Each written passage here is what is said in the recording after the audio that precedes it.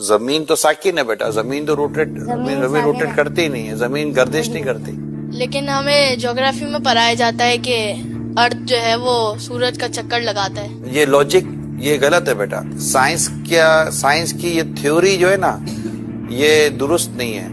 इन बच्चों के चेहरों पर यह हैरानगी और मरता हुआ तजस्सुस देखकर मुझे याद आता है कि जब गैलीलियो ने ज़मीन घूमती है का नज़रिया पेश किया तो किस तरह क्रिश्चियन अदालत ने उसे सज़ा के तौर पर घर में कैद कर दिया। आपको पता है कि यह सबसे पहले नज़रिया किसने पेश किया था? ये गैलीलियो गैली नामी एक बंदा था। उसने 1615 सने ईस्वी के अंदर यह नज़रिया पेश किया। और आपको शायद इस बात का भी इल्म ना हो, सुन लीजिए, उस वक्त बाइबल के साथ ताल्लुक़ रखने वाले तमाम लोगों ने इस नजरिए और सोच को रद्द और बातिल करार दिया था। लेकिन 350 साल बाद वेटिकन सिटी ने 1992 में इस बात का इतराफ़ कर लिया कि गैलीलियो ठीक था और ज़मीन घूमती है। लेकिन हम लोग अभी भी 2000 साल पुराने अकायद पर अमल पैरा हैं जिनको साइंस गलत साबित कर चुकी है।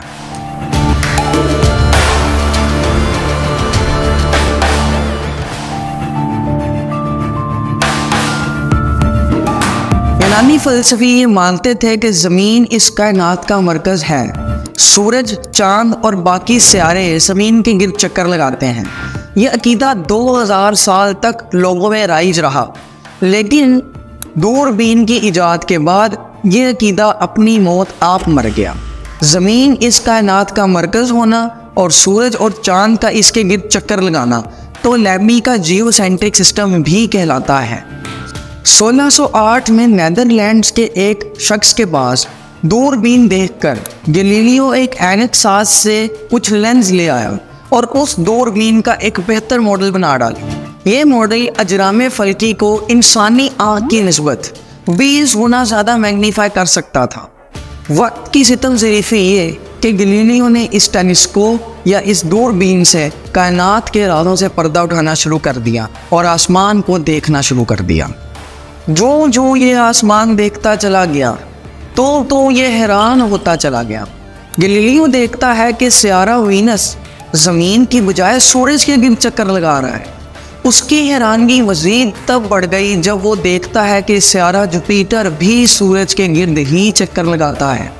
मुसलसल तजर्बात के बाद गैलीलियो इस नतीजे पर पहुंचा कि ना तो ज़मीन इस कायनात का मरकज़ है और ना ही दूसरे सियारे इसके गिर्द चक्कर लगाते हैं। गैलीलियो ये बात भी समझ चुका था कि ज़मीन साकिन नहीं है, बल्कि ज़मीन भी बाकी अजराम फल्की की तरह सूरज के गिर्द चक्कर लगाती है। गैलीलियो से पहले ज़मीन के घूमने का नज़रिया कोपरनिकस दे चुका था, लेकिन ईसाइयों को यह नज़रिया कुछ खास पसंद नहीं था। ईसाइयों के मुताबिक उनकी बाइबल में पहले से ही ये लिखा हुआ था कि ज़मीन साकिन है, इसलिए वो गैलीलियो के इस नज़रिए पर नाखुश थे और उसको अदालत में तलब कर लिया गया। यहाँ पर गैलीलियो से यह कहा गया कि वो कोपरनिकस के नज़रिए पर लानत भेजे। गैलीलियो से यह भी कहा गया कि ज़मीन साकिन है, उसको इस बात का एतराफ़ करना होगा। गैलीलियो ने सज़ा से बचने के लिए ये बात कही कि ज़मीन साकिन है, लेकिन फिर सरगोशी में कहता है लेकिन वो घूमती तो है। गैलीलियो इस बात से बाज नहीं आया, उसने एक किताब भी लिख डाली ज़मीन के घूमने के सबूत पर। इस बात पर जो क्रिश्चियन अदालत थी वो बहुत गमगीन हो गई और गुस्से में उन्होंने गैलीलियो को सज़ा में डाल दिया और घर में नज़रबंद कर दिया। हम ज़मीन के घूमने को साइंटिफिक तौर पर साबित करेंगे। हमें कोई भी चीज़ दुनिया में तब हरकत करती हुई महसूस होती है जब उसके इर्द गिर्द की चीज़ें उस हरकत को हाईलाइट करती हैं। मिसाल के तौर पर अगर आप एक कार में बैठे हैं और कार हरकत कर रही हो तो जब आप इर्द गिर्द देखते हैं तो जो दरख्त होते हैं या बाकी लोग होते हैं वो आपको पीछे की सिंक जाते हुए महसूस होते हैं, जिससे आपको ये पता लगता है कि आपकी कार हरकत कर रही है। अगर आप कार की खिड़की पे पर्दे डाल दें और बिल्कुल हमवार सड़क के ऊपर कार चलाने लग जाएं तो चूंकि कार हिलेगी भी नहीं और आपके इर्द गिर्द के जो इलाके हैं वो आपको नज़र भी नहीं आएंगे, तो आपको ऐसा महसूस होगा कि कार रुकी हुई है, साकिन है। ज़मीन के केस में भी यही चीज़ है। यहाँ पर हम नॉर्मल हालात में अपने इर्द गिर्द को या स्पेस को इस तरह से हाईलाइट नहीं कर पाते कि जब ज़मीन हरकत करे तो वो पीछे की तरफ जाएं और हमें ज़मीन की हरकत महसूस नहीं होती। दूसरी बात ये कि अगर कोई ऐसा रास्ता हो जो कि बहुत ही हमवार हो, वहाँ पर किसी तरह के बम्प्स लगे हैं, तो उस रास्ते पर भी आपको हरकत महसूस नहीं होती। जैसे कि आपने हवाई जहाज़ का अगर सफ़र किया है तो हवाई जहाज़ का सफ़र बेतहाशा स्मूथ होता है। अगर आप हवाई जहाज़ की खिड़कियों को कवर कर दें तो आपको ऐसा महसूस होगा कि ये सफ़र कर ही नहीं रहा। तो ज़मीन के केस में भी ऐसा ही है। ज़मीन स्पेस में, खला में ट्रैवल कर रही है और खला में किसी तरह का कोई बम्प नहीं है। तो जब ज़मीन सफ़र करती है तो वो बिल्कुल बेखलल होकर सफ़र करती है और हमें ज़मीन की हरकत महसूस नहीं हो। लेकिन ज़रूरी नहीं कि अगर कोई चीज़ हमें महसूस ना हो तो वहाँ पर मौजूद भी ना हो। आला हज़रत जो कि बरेलवियों के इमाम हैं, उन्होंने एक एतराज़ किया कि अगर ज़मीन हरकत करती तो कोई परिंदा या कोई हेलीकॉप्टर जब परवाज़ भरता तो वो अपनी मंजिल मकसूद तक पहुँच ही ना पाता, क्योंकि अगर कोई परिंदा या हेलीकॉप्टर परवाज़ भरेगा, ऊपर उड़ेगा, तो उसके नीचे से अगर ज़मीन घूमती है तो वो सरक जाएगी और वो अपनी मंजिल मकसूद तक नहीं पहुँच पाएगा।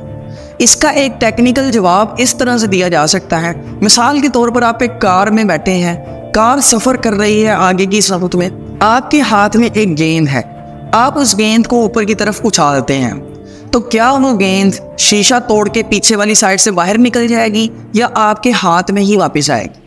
इसका जवाब है कि वो गेंद आपके हाथ में ही वापस आएगी। उसकी वजह यह है कि जब आप कार में सफ़र कर रहे होते हैं और आपके हाथ में गेंद होती है तो वो गेंद भी उसी रफ्तार से कार की समत में कार के साथ साथ सफ़र कर रही होती है। जब आप उसको ऊपर की तरफ उछालते हैं तो वो गेंद ऊपर जाने के साथ साथ कार के साथ आगे की तरफ भी हरकत कर रही होती हैं, और जब वो उसको कैच करते हैं तो वो खुद ब खुद हमारे हाथ में वापस आ जाती हैं। यही चीज़ इन परिंदों और हेलीकॉप्टर पर भी लगेगी। जब ये परिंदे या हेलीकॉप्टर परवाज़ भरते हैं तो जिस समत में ज़मीन घूम रही होती है, ये बिल्कुल उसी समत में आगे की तरफ भी हरकत करते हैं और ऊपर की तरफ भी हरकत करते हैं। अब हम देखेंगे कि कुरान में ज़मीन के घूमने का सबूत क्या है। सूरतुल अंबिया आयत नंबर 33 में अल्लाह ताला फरमाते हैं, और वही तो है जिसने रात और दिन और सूरज और चांद को बनाया, ये सब अपने अपने मदार में तैर रहे हैं। यहाँ दो अल्फाज ज़मीन के घूमने की तरफ इशारा करते हैं, एक है तैरना और दूसरा लफ्ज़ है कुल। दोनों के बारे में बात करते हैं। यहाँ पर अल्लाह ताला ने अजराम फल्की के लिए लफ्ज़ तैरना इस्तेमाल किया है। अगर आप एक गेंद को पानी में फेंकें तो वो आगे की तरफ सफ़र करने के साथ साथ अपने मदार की गिर्द गर्दिश भी शुरू कर देगी, और चूँकि यहाँ पर अल्लाह ताला ने अजराम फल्की के लिए तैरने का लफ्ज़ इस्तेमाल किया है, तो यहाँ से साबित होता है कि ज़मीन भी अपने एक्सिस के गिर्द हरकत करती है। दूसरी बात यह कि यहाँ पर जो लफ्ज़ कुल इस्तेमाल हुआ है वो दिन और रात, चाँद और सितारों के बाद इस्तेमाल हुआ है। इसका मतलब है अल्लाह ताला जानते हैं कि दिन और रात अलग चीज़ है और चाँद और सूरज की हरकत अलग चीज़ है। दिन और रात असल में ज़मीन की हरकत की वजह से आते हैं और सूरज और चाँद की हरकत का दिन और रात से कोई ताल्लुक़ नहीं है। तो सूरज और चाँद और दिन और रात के बाद लफ्ज़ कुल आया है। इसका मतलब है ये चारों। तो अल्लाह ताला को पता है कि दिन और रात ज़मीन की हरकत की वजह से अलग है और सूरज और चाँद की हरकत अलग है। इसके बाद सूरह ज़ुमर की आयत नंबर 5 को अगर हम देखें, यहाँ लफ्ज़ युकव्विरु आया है। इसका मतलब होता है लपेटना। आप लोगों ने नॉर्मल ज़िंदगी में देखा होगा कि जब आप चीज़ों को लपेटते हैं तो वो घूमती हैं, घुमाते हुए ही चीज़ों को लपेटा जाता है। तो यहाँ पर अल्लाह ताला फरमाते हैं कि हमने रात को दिन और दिन को रात के ऊपर लपेटा है। तो ये ज़मीन घूम रही है, तभी रात और दिन बदलते हैं और एक दूसरे के ऊपर लपेटे जाते हैं। तो यहाँ से भी ज़मीन के घूमने का सबूत हमें मिलता है।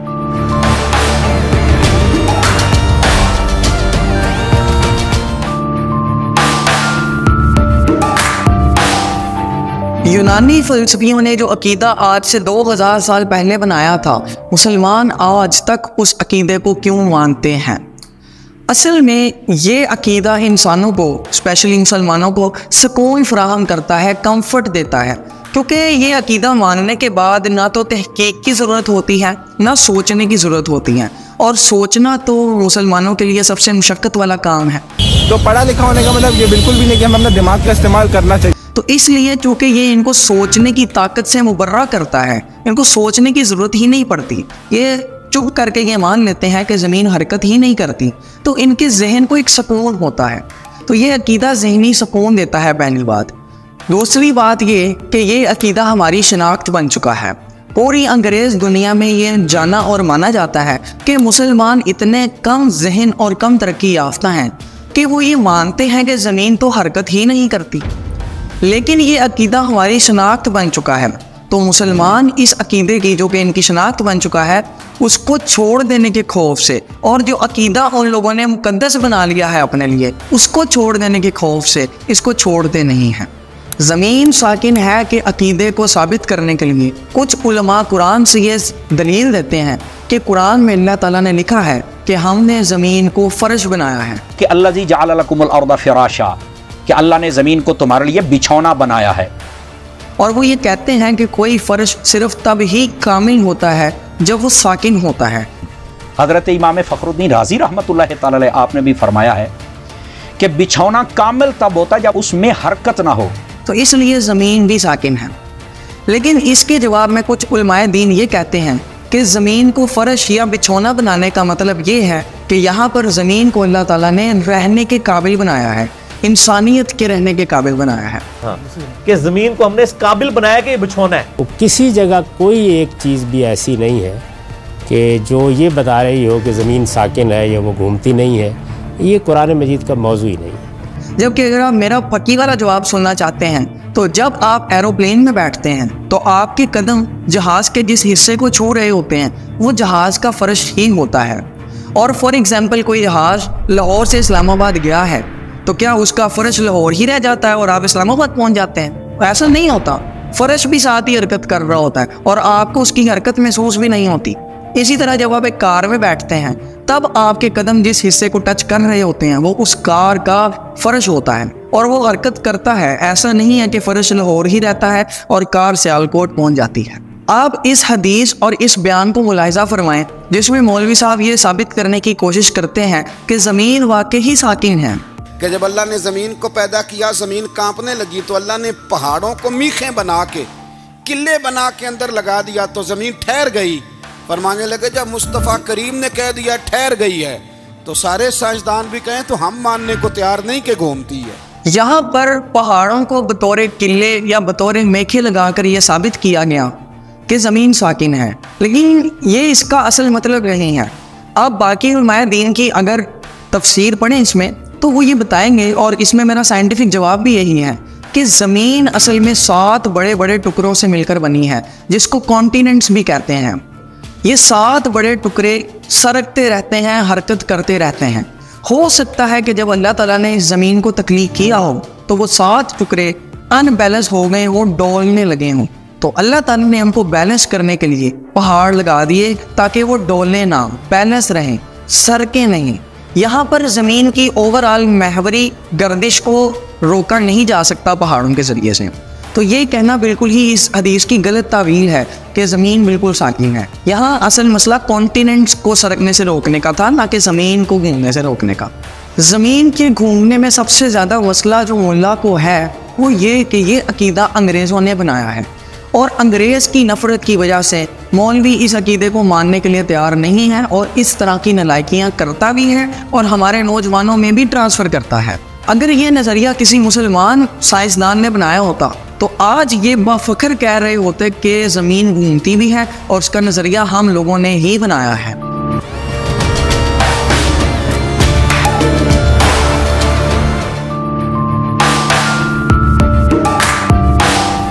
पाकिस्तान में साइंस के इल्म को बढ़ाने की ज़रूरत है।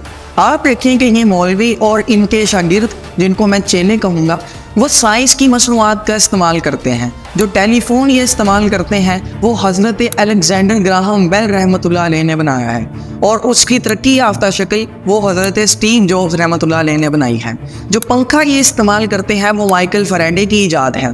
जो माइक ये इस्तेमाल करते हैं वो भी साइंस की ईजाद है।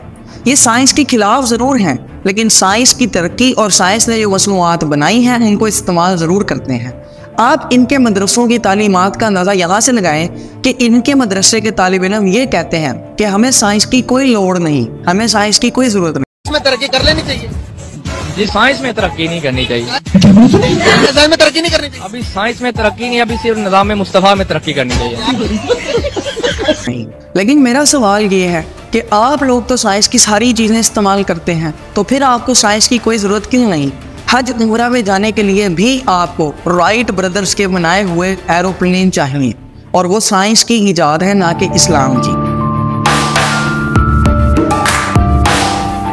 सबसे पहले तो मेरा सवाल ये है कि जो साइंस के स्टूडेंट्स हैं या जो साइंटिस्ट हैं, उनका खुदा इतना कादिर और तवाना है कि जो इतनी बड़ी ज़मीन को भी घुमा सकता है, लेकिन ये बरेलवियों के खुदा पर इतना भी ईमान नहीं है कि उनका खुदा ज़मीन को घुमा ही नहीं सकता। सवाल ये है कि इस सारे मसले को हल हम कैसे करेंगे?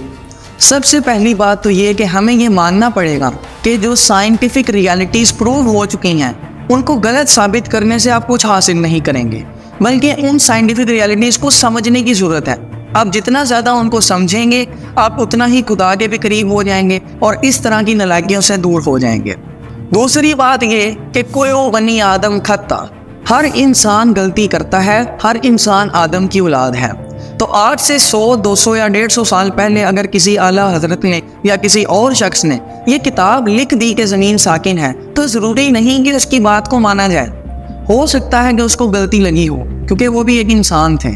तो बेहतर है कि आप खुद तहकीक करें, खुद रिसर्च करें, न्यूट्रल होकर रिसर्च करें, बायस्ड ना हो, किसी एक बंदे की साइड ना लें, साइंस का भी तसव्वुर पढ़ें और आला हजरत का भी तसव्वुर पढ़ें, और उसके बाद आपको खुद ही समझ में आ जाएगा कि ज़मीन वाकई ही हरकत करती है। हमारे आबा यानी कि कदीम साइंसदान, मुसलमान साइंसदान, वो इसीलिए ख़त्म हो गए क्योंकि हमारे यहाँ आर्गूमेंट सुनने का हौसला ही नहीं है। हम किसी दूसरे की बात को जब तक गलत साबित नहीं कर लेते, हमें उस सुकून नहीं मिलता। हम लोगों ने जो मेंटल मॉडल्स और लॉजिक्स या जो बातें अपने जहन में डाल ली हैं, हमें लगता है कि वही अक्ल कुल है और वही सच है।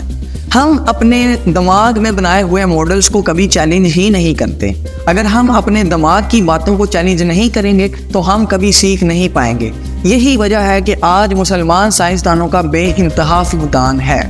अगर आप ये चाहते हैं कि हम मुसलमान साइंसदानों के ख़त्म होने पर या मालूम होने पर कि वो क्यों ख़त्म हो गए, उसके ऊपर एक वीडियो बनाएं, तो आप इस वीडियो के नीचे 1000 कमेंट्स करें और फिर मैं मुसलमान साइंसदानों के ख़त्म होने की असल वजूहात मंजर आम पर लाऊंगा।